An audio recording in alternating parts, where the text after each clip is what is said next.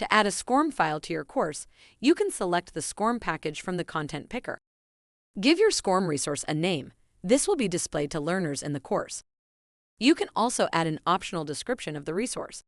If you select to display this description, it will be visible to learners on the course homepage. To add your SCORM package, you can simply drag and drop the file into the upload area.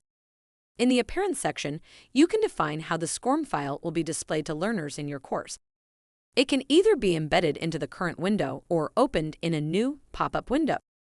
You can define when learners will be allowed to skip the table of contents, whether or not they should be able to preview the file before attempting it, and if or how the table of contents will be displayed in the file. You can also decide whether or not to display the name you've given to the activity.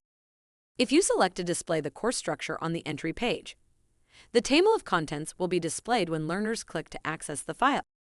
Finally, you can select whether and where to display a summary of learners' attempts of the activity.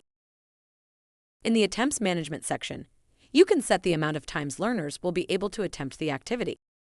You can also add restrictions to control the conditions under which learners will be able to access your SCORM activity. Finally, you can add tags to allow learners to search and connect related content. When you then click on Save and Display,